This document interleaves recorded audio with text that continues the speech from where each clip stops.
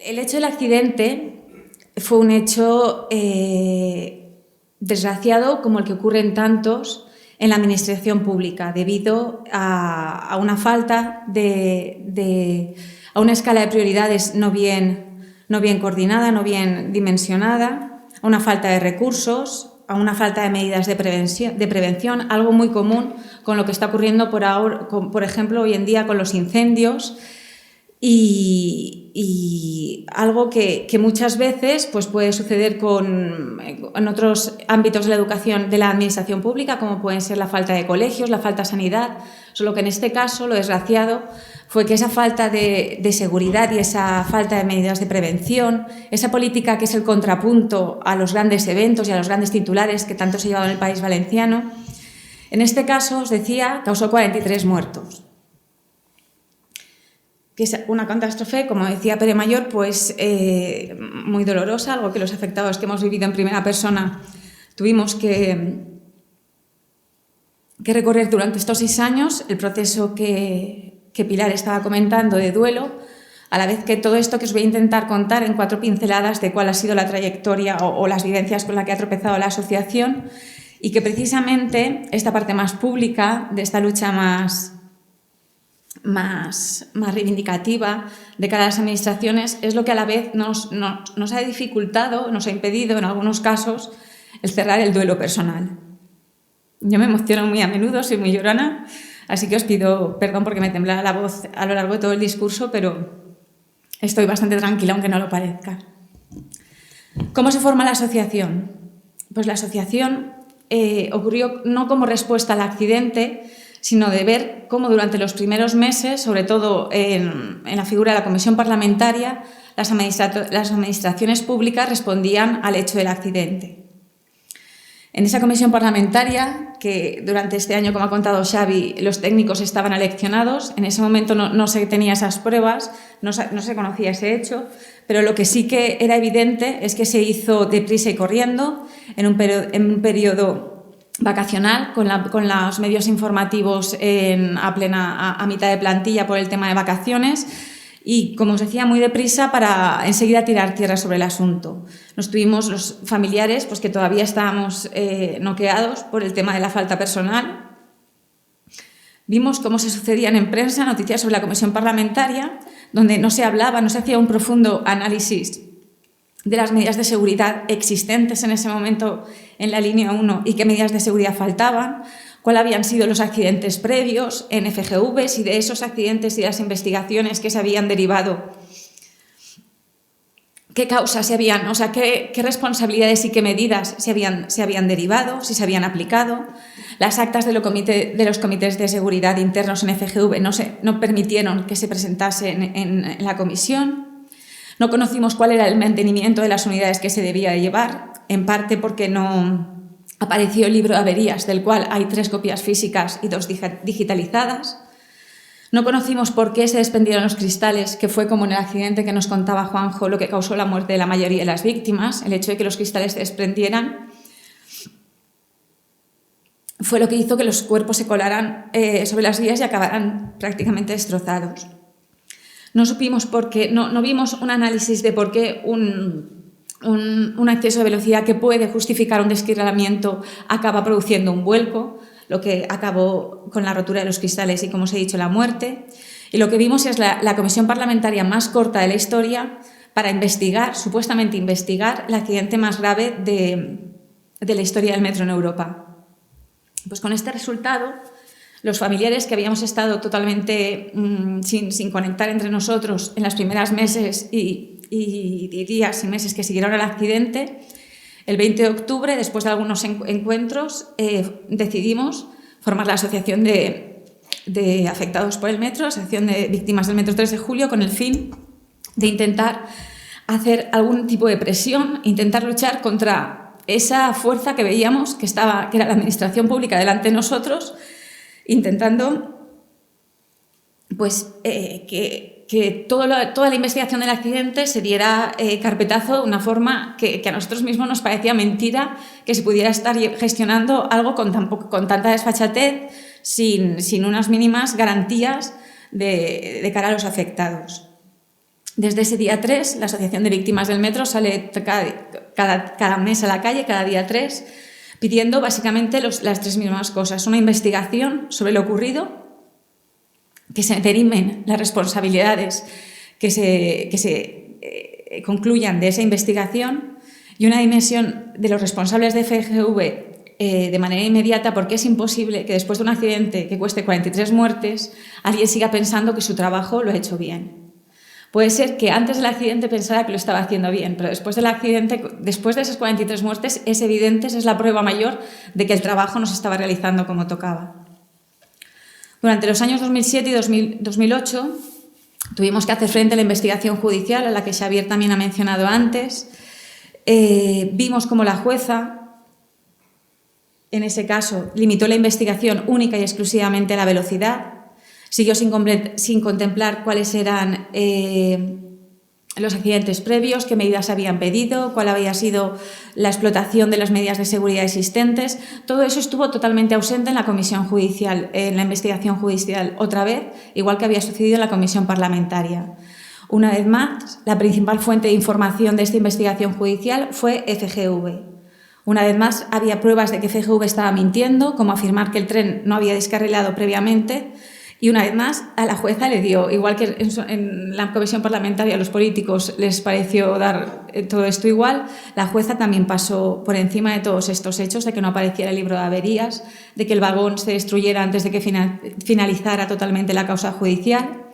Y durante estos años la causa judicial se fue alargando y fue abriéndose recurso de recurso, fue totalmente por parte de las familias, ya que Fiscalía, como también ha mencionado Xavier antes, estuvo totalmente ausente en el proceso, no le realizó prácticamente ninguna pregunta ni al perito judicial ni a los diferentes recursos que presentaron las familias,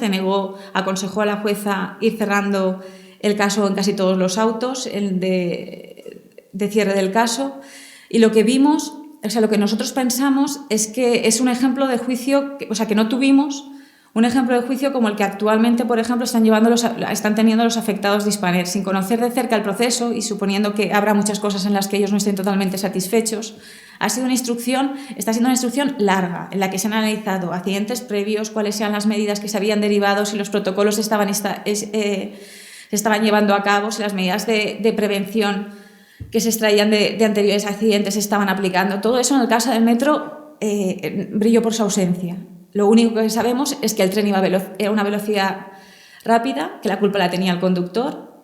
Que el hecho de que existiera una señal que limitaba la velocidad era algo que ya eximía a FGV de cualquier medida de seguridad automática o más que pudiera prevenir el que ante el error humano la velocidad se controlara. Nadie consideró ninguna de estas causas y se culpó únicamente al conductor que había fallecido, y de esa forma se cerró toda la investigación judicial, igual que anteriormente se había cerrado la investigación parlamentaria. Una vez cerrado también todos los trámites judiciales, la única, puerta o camino que vimos en la asociación fue seguir pidiendo responsabilidades políticas y responsabilidades de gestión, que es algo muy diferente de una responsabilidad penal, al gobierno valenciano. Durante los primeros años de la asociación tuvimos a Francisco Camps enfrente. Fue una persona por la que nos sentimos muy maltratados en su momento y que jamás, que creemos que no mostró ni el más mínimo gesto de honestidad ni de dignidad con los afectados. Se limitó a decirnos que nos llevaba en el corazón en periodo electoral, una vez cada 4 años nos llevaba en el corazón, pero que oyó nuestras peticiones y las peticiones de reuniones que hicimos, las peticiones de información que le hicimos llegar, las desoyó totalmente. A finales de 2011, con la entrada del señor Fabra en el gobierno valenciano, aunque sabíamos que era muy difícil, viniendo de la misma fuerza política, se abrió una pequeña puerta en el que, por lo menos, tuvo un gesto con la asociación desde el primer momento. Además, yo creo que fue en la primera rueda de prensa que hizo, le preguntaron si nos recibiría y dijo que sí, y dio la cara. Lo lamentable es que ese dar la cara llegó hasta ahí, hasta una imagen en su despacho, en el edificio de presidencia, donde nos recibió a las víctimas delante de los medios y donde nos dijo que todo había estado investigado en su momento y bien investigado y que no había nada más que hacer, que él consideraba que el asunto del metro estaba cerrado y bien cerrado. Nosotros le pusimos delante un dossier de más de 50 páginas argumentando los documentos de la comisión parlamentaria, donde se relataban todos los documentos que nos habían investigado, todas las cortapisas de la investigación judicial. Y bueno, cuando le poníamos los documentos delante, básicamente o no los miraba, nos decía que eso no podía ser, pero era un poco negar la mayor y fue pues, bueno, una decepción muy grande el haber tenido la posibilidad de que alguien te recibiera, pero simplemente no te escuchara. Pues después de que esa puerta también se cierre, el objetivo de la asociación, y creo que lo único que hemos hecho, que hemos conseguido y que hemos hecho muy bien durante estos 6 años, es resistir como asociación, el seguir recordando a la sociedad valenciana que los 43 muertos no están olvidados y el seguir dando la oportunidad a la sociedad valenciana que dé la cara a este hecho. Durante estos 6 años hemos tenido que luchar contra muchos gestos, como el cambio de la estación, el cambio de nombre de la estación de Jesús por estación Joaquín Sorolla, que al final logramos que se vuelva a llamar Joaquín Sorolla Jesús, la denegación de permisos cada vez que intentábamos reunirnos en la Plaza de la Virgen, y un montón de cortapisas que parecía que con el silencio institucional que había y poniéndonos esas trabas podría haber acabado en un desistimiento por nuestra parte, ¿no? Y nosotros creemos que es muy importante que el trabajo que está realizando hoy por hoy la asociación, bueno, que el trabajo que ha realizado durante estos 6 años, que es intentar que la sociedad valenciana no siente precedente. A ver si me salen un poco y puedo acabar una frase del tirón.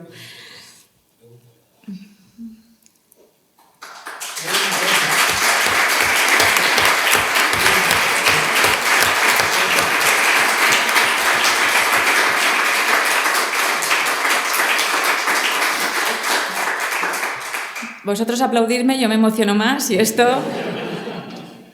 no sabemos dónde acaba. Bueno, os decía que yo creo que, que lo que creemos y lo que nos hubiera gustado es que después del tratamiento que se había hecho desde el gobierno valenciano al accidente de metro, nuestra lucha hubiera conseguido ya lo que buscábamos, el pedir, el no asumir que el dar carpetazo, el que no haya dimisiones, el que no se depuren responsabilidades, sea tan gratuito. Porque como sociedad no nos podemos permitir el sentar ese tipo de precedentes. El que ahora llegue un incendio con 100.000 hectáreas, de momento con un desaparecido, ojalá no haya víctimas mortales, y que una vez más el gobierno valenciano no se crea con el derecho a no responder ante la sociedad. Entonces, ese creemos que es hoy por hoy lo que nos sigue moviendo, el no seguir aceptando ese vacío y ese silencio por parte de la administración valenciana.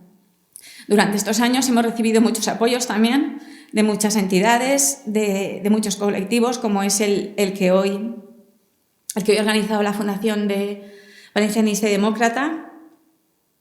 Vuelvo a agradecerles que haya organizado este acto. Y desde luego necesitamos también como medios de información como El Mundo y como Laura Ballester de Levante, que está también por aquí, gracias Xavier, gracias Laura, el que sigáis azotando y no callándoos cuando las actitudes del gobierno valenciano son tan vergonzosas como lo han sido en este caso. Bueno, y hasta aquí ha llegado mi intervención. Gracias.